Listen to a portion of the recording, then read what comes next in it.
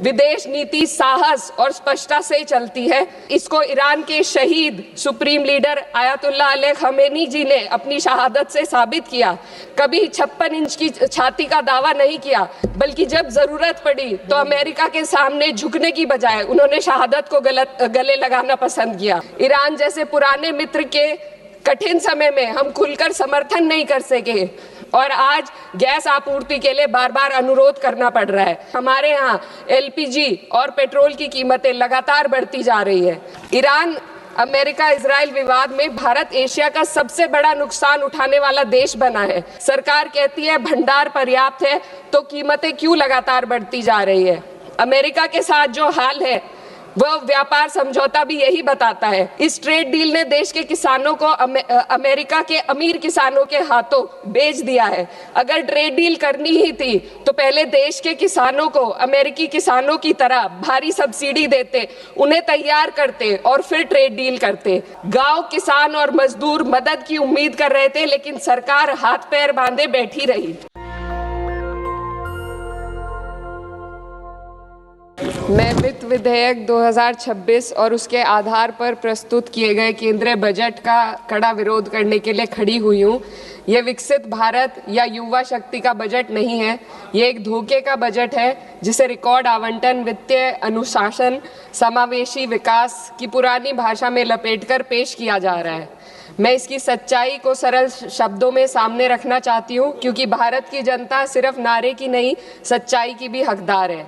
सबसे पहले जिस वित्तीय अनुशासन की बात सरकार कर रही है, मैं ये बताना चाहती हूँ सदन को कि वो अनुशासन समाज कल्याण और राजस्व में कटौती करके हासिल किया गया है। इस सरकार बजट के आकार को जोर शोर से बड़ा बता रही है, लेकिन गरीबों के कल्याण के लिए बजट में घुटन है।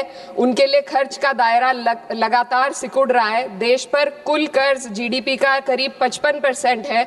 ब्याज भुगतान में ही बजट का लगभग 1/4 हिस्सा चला जाता है, जो कुल राजस्व का 40% है। आम आदमी को इस बजट साइज से कोई फायदा नहीं। यह साइज पुराने कर्ज चुकाने के काम आ रहा है, गरीबों के कल्याण में नहीं। अध्यक्ष महोदय, सरकार ने 2019 में कॉर्पोरेट टैक्स में उद्योगपतियों को छूट दी थी और कहा था कि 30% टैक्स घटाने से निवेश और रोजगार बढ़ेगा। बाद में आरबीआई की रिपोर्ट ने स्वीकार किया कि कंपनियों ने लगभग 1.5 लाख करोड़ के लाभ का उपयोग कर्ज चुकाने, नकदी जमा करने और बकाये बायबैक में किया, ना कि नए निवेश या रोजगार में। कॉर्पोरेट टैक्स टू जीडीपी अनुपात घटा है, मुनाफा बढ़ा, लेकिन रोजगार ठहर गया है।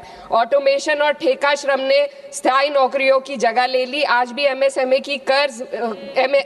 को कर्ज नहीं मिल रहा। युवाओं में बेरोजगारी बनी हुई है और असमानता लगातार बढ़ती जा रही है। शीर्ष 1% ने विकास का बड़ा हिस्सा अपने पास रख लिया, जबकि बाकी जनता ने अप्रत्यक्ष करों और कटे हुए कल्याण के माध्यम से इसकी कीमत चुकाई है। ये विधेयक उसी कॉर्पोरेट प्रथम नीति को जारी रखता है। ये सुधार नहीं, बल्कि बड़े उद्योगों के सामने आत्मसमर्पण है। पहले भी सरकार एक गलती फिर से दोहराने जा रही है। सरकार उद्योगों को सीएसआर में छूट दे रही है। सीएसआर फंड से जनता के लिए जरूरी विकास कार्य किए जाते हैं। सरकार ने पहले भी कॉर्पोरेट टैक्स में जो छूट देकर निवेश और रोजगार बढ़ाने का वादा किया था, लेकिन इस छूट का फायदा सिर्फ उद्योगपतियों ने कर्ज चुकाने में किया, ना कि देश के अंदर रोजगार या विकास में हुआ। अब सीएसआर में ढील देकर सरकार ठीक वही गलती दोहरा रही है। इससे स्कूल, सड़क और अस्पताल जैसी बुनियादी विकास कार्यों पर फर्क पड़ेगा। इनकम टैक्स और जीएसटी आज देश की कुल आमदनी का 65% है। नौकर पेशी और मध्यम वर्ग आज देश को चला रहे हैं। वहीं बड़े उद्योगपति जो 2015 में 62% योगदान देते थे, आज मात्र 40% ही दे रहे हैं। ये साफ है, उद्योगपतियों मित्रों को राहत दी जा रही है और आम जनता के लिए आफत बढ़ाई जा रही है। पिछले 1 दशक से मजदूरी बिल्कुल नहीं बढ़ी। पहले छोटे से छोटा आदमी अपनी मजदूरी बचाकर डाक खाने में जमा करता था, आज 2 वक्त की रोटी का इंतजाम भी मुश्किल हो गया है। आरबीआई का डेटा बताता है कि पर्सनल लोन 500% बढ़ गया है। लोग लोन अपनी तरक्की या मकान के लिए नहीं ले रहे, बल्कि रोजमर्रा की छोटी छोटी जरूरतों को पूरा करने के लिए आज ले रहे हैं। इस फाइनेंस बिल ने देश के सबसे कमजोर वर्गों के विकास, कल्याण और रोजगार सृजन के लिए कोई समाधान नहीं दिया। आय बढ़ाने का कोई रोड मैप नहीं है। युवाओं की नौकरियों का सपना टूटता जा रहा है। अध्यक्ष महोदय, देश की अर्थव्यवस्था कई फैक्टर्स पर निर्भर करती है। हाल के दिनों में सरकार ने 2 बड़े ब्लंडर किए हैं जिनका बोझ आम जनता को उठाना पड़ रहा है। एक हमारी यूएस के साथ जो ट्रेड डील है और दूसरा विदेश नीति में अमेरिका के सामने जो हमारा आत्मसमर्पण है। खाड़ी क्षेत्र में कभी भारत का रुख स्वतंत्र और संतुलित था, लेकिन आज हमें दूसरों के संघर्ष में उलझकर नुकसान उठाना पड़ रहा है। ईरान अमेरिका इजराइल विवाद में भारत एशिया का सबसे बड़ा नुकसान उठाने वाला देश बना है। चीन सस्ता तेल लेकर अपने नागरिकों को राहत दे रहा है, जबकि हमारे यहाँ एलपीजी और पेट्रोल की कीमतें लगातार बढ़ती जा रही है। ईरान जैसे पुराने मित्र के कठिन समय में हम खुलकर समर्थन नहीं कर सके और आज गैस आपूर्ति के लिए बार बार अनुरोध करना पड़ रहा है। विदेश नीति साहस और स्पष्टता से चलती है। इसको ईरान के शहीद supreme leader Ayatollah Ali Khamenei ji ने अपनी शहादत से साबित किया। 36 साल की उम्र के लीडर ने कभी 56 इंच की छाती का दावा नहीं किया, बल्कि जब जरूरत पड़ी तो अमेरिका के सामने झुकने की बजाय उन्होंने शहादत को गले लगाना पसंद किया। लचर विदेश नीति ने देश को महंगाई और आपूर्ति के संकट की दहलीज पर लाकर खड़ा कर दिया है। सरकार कहती है भंडार पर्याप्त है, तो कीमतें क्यों लगातार बढ़ती जा रही है।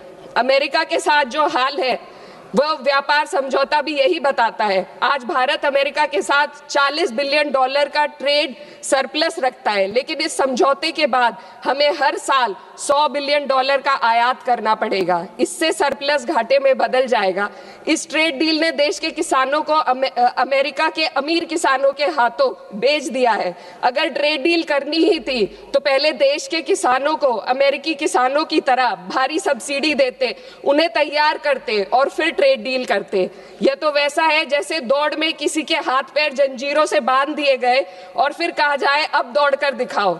हमारे किसानों के हाथ पैर महंगी यूरिया, महंगी बिजली और महंगे कृषि यंत्रों से बंधे हुए हैं। अध्यक्ष महोदय, फाइनेंस बिल पर बात हो और महंगाई पर बात ना हो तो आम लोगों के साथ अन्याय है। आम आदमी के लिए रोजमर्रा के खर्चे महंगे होते जा रहे हैं। एलपीजी, स्वास्थ्य और शिक्षा की महंगाई सबसे अधिक है। सरकार 2025 में महंगाई को 1.7% बताती है।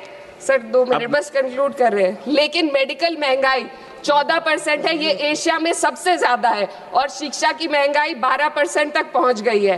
कई परिवार अपनी आय का आधे से ज्यादा हिस्सा सिर्फ एक बच्चे को पढ़ाने के लिए या उसकी विवाह करने के लिए खर्च करने पर मजबूर है। पिछले बजट में वित्त मंत्री ने एम्प्लॉयमेंट लिंक्ड इंसेंटिव स्कीम की घोषणा की थी। उम्मीद थी इससे 4 करोड़ नौकरियां बढ़ेंगी। 2 लाख करोड़ का बजट भी दिया गया, लेकिन ये योजना एक भी युवा को नौकरी देने में असफल रही। इसी तरीके से पीएम इंटर्नशिप स्कीम का हाल भी यही है। 1.6 लाख का ऑफर दिया गया। Sir 2 minute. 16,000 युवाओं ने ज्वाइन किया, आधे से ज्यादा बीच में छोड़कर चले गए और अंत में सिर्फ 95 युवाओं को नौकरी मिली। सरकार ने चुपचाप इसका बजट 95% घटा दिया। जब आप हेडलाइन मैनेजमेंट, दिखावा और लोगों को बेवकूफ बनाने के लिए स्कीम बनाते हैं तो उसका हश्र यही होता है। मैं अंत में किसानों की बात करना चाहती हूँ। ग्रामीण विकास और कृषि कल्याण पर देश की पीढ़ी आबादी निर्भर है। इस मंत्रालय का पिछले वर्ष का बजट सरकार खर्च ही नहीं कर पाई। 53,000 करोड़ ग्रामीण विकास और 7,000 करोड़ कृषि कल्याण के लिए बेकार पड़ा रहा। गांव, किसान और मजदूर मदद की उम्मीद कर रहे थे, लेकिन सरकार हाथ पैर बांधे बैठी रही। अध्यक्ष महोदय, इसलिए मैं इस सदन से मांग करती हूं कि इस वित्त विधेयक को खारिज किया जाए। 2019 की कॉर्पोरेट टैक्स कटौती को वापस लिया जाए। सामाजिक क्षेत्र पर खर्च को कम से कम जीडीपी का 6 से 8% तक बढ़ाया जाए। हर पूंजीगत खर्च को रोजगार सृजन से जोड़ा जाए और वास्तविक एमएसपी का ग्रामीण सुरक्षा सुनिश्चित की जाए। इससे कम कुछ भी 140 करोड़ भारतीयों के साथ धोखा होगा जिन्होंने हमें चुना है। महोदय, ये जनता सब देख रही है। इस सदन को तय करना होगा कि हम कॉर्पोरेट कल्याण के हक में काम करेंगे या जनता के कल्याण में। मैं इस विधेयक का विरोध करती हूँ। बहुत बहुत शुक्रिया। धन्यवाद। नेशनल दस्तक की आपसे गुजारिश है कि अगर इसको बचाना चाहते हैं तो नेशनल दस्तक को सब्सक्राइब करने के लिए रेड कलर के सब्सक्राइब बटन को दबाएं, फिर बेल आइकन की घंटी दबाएं। नेशनल दस्तक को बचाने के लिए बहुत जरूरी है कि हर खबर को शेयर करें, लाइक करें, कमेंट जरूर करें।